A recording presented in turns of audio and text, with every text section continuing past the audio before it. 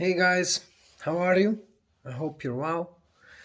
Um, want to give an update on what's happening in Kenya because it's now 1 year ago that I made a video. At the time, I was still in Kenya, sharing what had happened. That I was arrested in my house, accused of money laundering, together with my girlfriend Felesta. Were brought to the police station, investigated for a day, or questioned, and it was a very bad experience. Shortly after we left the country, as we continued to be harassed by police, and it hasn't stopped. We're 1 year further, and they continue to do that, not with me, but with my family. That's still in Kenya, and also with me. Also, I get extortion emails and messages from private extortionists, but we're also eh, like working together with corrupt police who are arresting my family there for no reason with false accusations. Um, and it's a real mess. Um, there's also the court case against us or my family, um, accusing us of money laundering, and they froze all the bank accounts of the people of my family that I had gifted money. And it's so absurd that even there is my girlfriend Felista. There is they tried to steal her money in different ways. So I had given her a large gift of 800,000 US dollars to one of her bank accounts, co-op, and so they tried to steal that money by identity theft at first. And so it was frozen, the money.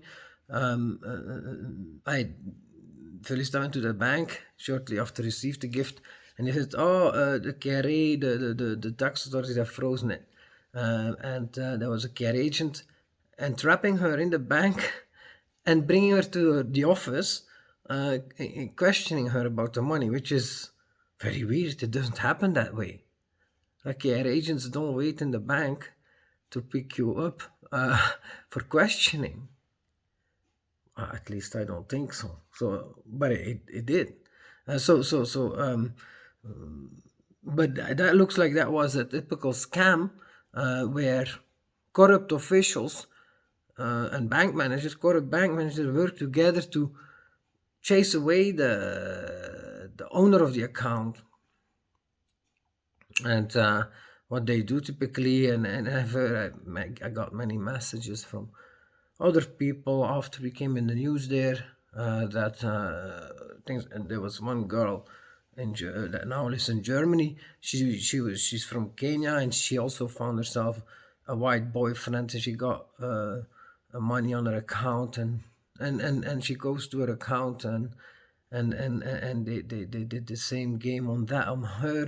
They said, "Oh, it's frozen because it's investigated for money laundering." I come back in a month or 2 months. She comes back and say, "Oh, the account has been closed. There is nothing here." What had happened was that the money was unfrozen shortly after.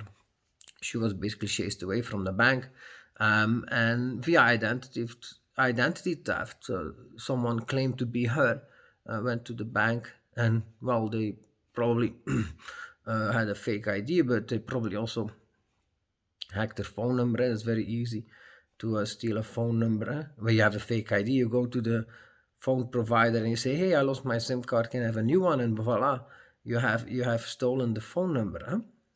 And that way they go to the bank and they send the money away after it's unfrozen.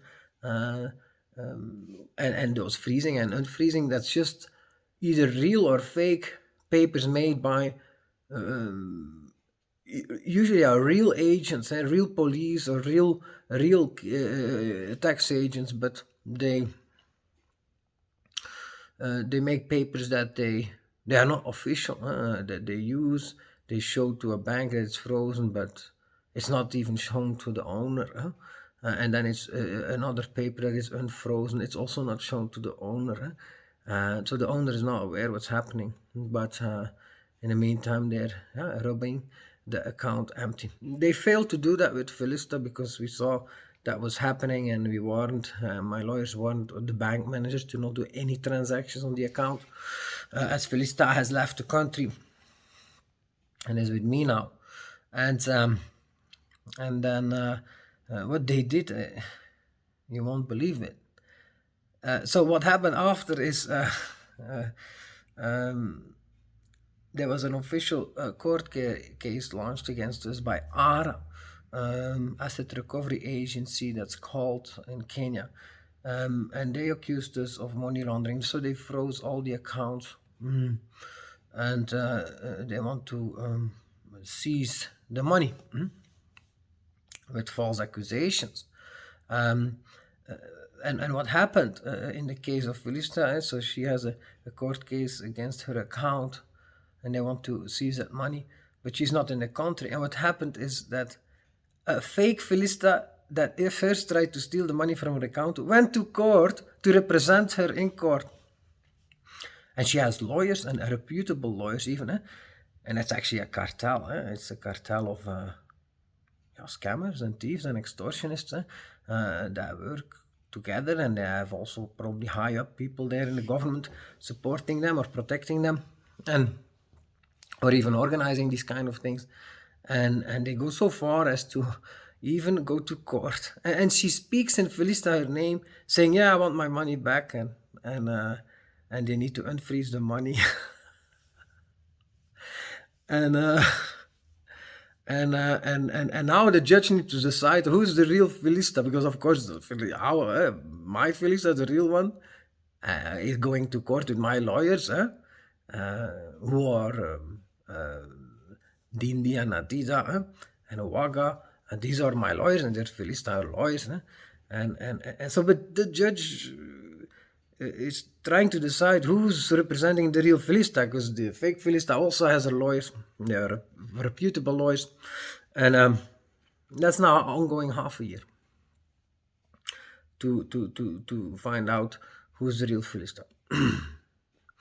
So yeah, it's a real mess, and I don't understand why. I think it's just absurd why that all takes so long. Like the evidence is there. I left the country. That's in the registry of the government registry. Can see perfectly who passed the borders.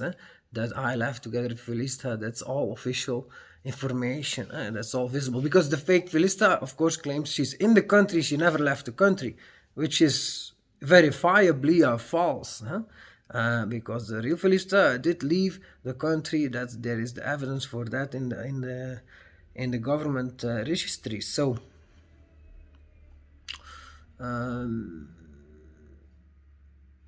yeah, that's those are the things that's happening there.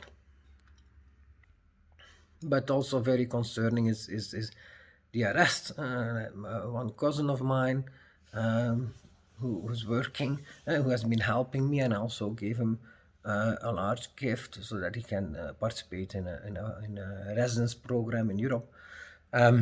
He also got his accounts frozen, and he also got, but they even go so far as to arrest him. So it's only a couple of weeks ago. Suddenly, actually, at first he was hijacked. He was at the mall, and three agents, DCI agents, just put him in the car. They didn't identify themselves actually as DCI agents, but in other things that have happened, they have identified as DCI agents, and